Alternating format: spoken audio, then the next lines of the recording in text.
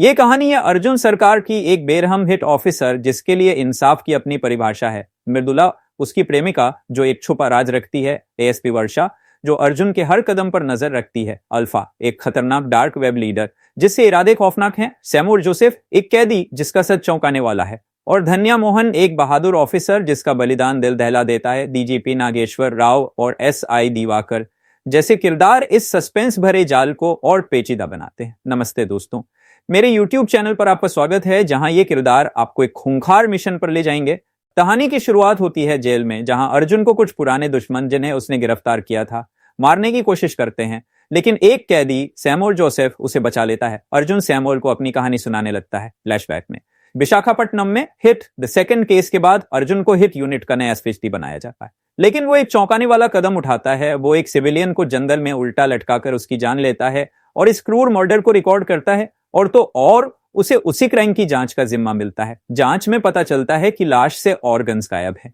इसी बीच अर्जुन की जिंदगी में मृदुला आती है, जिससे उसकी शादी की बात चल रही है। उसके पिता ने यह रिश्ता जोड़ा है, दोनों के बीच प्यार की शुरुआत होती है, लेकिन मृदुला का किरदार कुछ छुपा हुआ लगता है। क्या आपको लगता है कि अर्जुन जैसे सख्त कॉप के लिए प्यार की जगह है? कमेंट में बताइए। दूसरी तरफ अर्जुन की सहकर्मी एसपी वर्षा उस पर शक करने लगती है। वो अर्जुन को फॉलो करती है और उसे एक और ऐसा ही मर्डर करते देख लेती है। जब वो सवाल उठाती है तो अर्जुन कहता है कि वो दोनों पीरोफाइल थे, उनका जिंदा रहना गलत था। लेकिन क्या ये जायज है?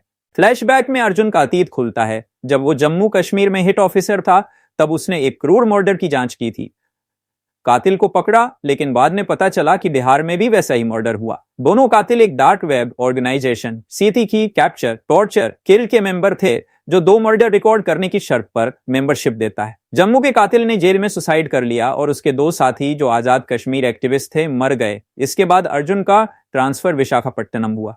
अर्जुन ने फैसला किया कि वो सीटीके को अंदर से खत्म करेगा। उसने खुद 2 मर्डर किए, वीडियो अपलोड किए और सीटीके की मेंबरशिप हासिल की। जयपुर में एक सीटीके कातिल को ट्रैक करते हुए वो एक और मर्डर रोकता है, लेकिन उसे चाकू लग जाता है। ठीक होने पर सीटीके का लीडर अल्फा उसे संगठन में स्वागत करता है। सनु जॉन वर्गीस की सिनेमेटोग्राफी इन सीन्स को इतना डरावना बनाती है कि आपकी सांसें थम जाए, लेकिन कुछ लोग कहते हैं कि यह हिंसा जरूरत से ज्यादा है। क्या आपको लगता है कि अर्जुन का तरीका सही था? कमेंट में शेयर करें। अब सीएससीटी का मेंबर बनकर अर्जुन को पता चलता है कि उनका सालाना मीटिंग नाहरलागुन, अरुणाचल प्रदेश में होने वाला है। अपने बॉस डीजीपी नागेश्वर राव की मंजूरी से वो वर्षा और अपनी टीम के साथ सीटीके को खत्म करने का प्लान बनाता है। लेकिन एक बड़ा ट्विस्ट आता है। मृदुला, जो अर्जुन की गर्लफ्रेंड है, असल में एक अंडरकवर पुलिस ऑफिसर है जो नागेश्वर राव को रिपोर्ट करती है। अर्जुन को यह धोखा बुरा लगता है, लेकिन मृदुला बताती है कि उसने ये राज इसलिए रखा क्योंकि अर्जुन कॉलीग्स को डेट नहीं करता। वो ये भी खुलासा करती है कि अर्जुन की बहादुरी, जब उसने मृदुला की बहन को छेड़ने वालों को सजा दी थी, ने उसे पुलिस बनने की प्रेरणा दी। दोनों का रिश्ता फिर से जुड़ता है। नाहरलागुन पहुंचकर अर्जुन अपनी टीम से अलग हो जाता है और उन्हें अपने पीछे आने को कहता है, लेकिन अल्फा का जाल बिछा है। उसके डिकॉय अर्जुन की टीम और लोकल पुलिस को 3 गलत जगहों पर भेज देते हैं। टीम का मेंबर एसआई दिवाकर अल्फा के गुंडों के हाथ लग जाता है। सीसीटीके का ठिकाना एक पुराना बर्मीज पैलेस है, जहां अर्जुन क्रूर हत्याओं का गवाह बनता है, जिसमें एक जवान औरत की भी जान जाती है। उसे नए रिक्रूट्स के बीच एक खतरनाक फाइट में हिस्सा लेना पड़ता है, जहां वो अपनी जान बचाता है। मिकी जे मेयर का म्यूजिक इन सीन्स को और जबरदस्त बनाता है। अल्फा को किसी गद्दार का शक होता है, लेकिन अर्जुन चालाकी से अपनी पहचान छुपाता है। वो अपने पालतू गिद्ध पर एक ट्रांसमीटर लगाकर अपनी टीम को सिग्नल भेजता है।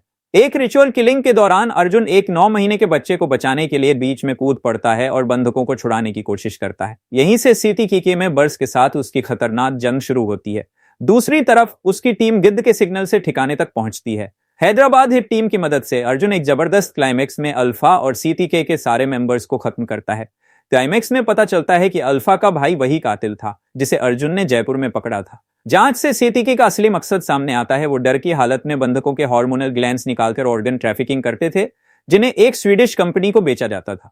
ये ग्लैंड्स एक खतरनाक ड्रग बनाने में इस्तेमाल होते थे, जिसे अमीर लोग इस्तेमाल करते थे। लेकिन कुछ क्रिटिक्स कहते हैं कि क्लाइमेक्स में लॉजिक की कमी है। क्या आपको यह ट्विस्ट पसंद आया? कमेंट में बताइए। वापस जेल में अर्जुन खुलासा करता है कि सीटीके का असली मास्टरमाइंड सैमुअल जोसेफ है, जिसे उसने जेल में कन्फेस किया था।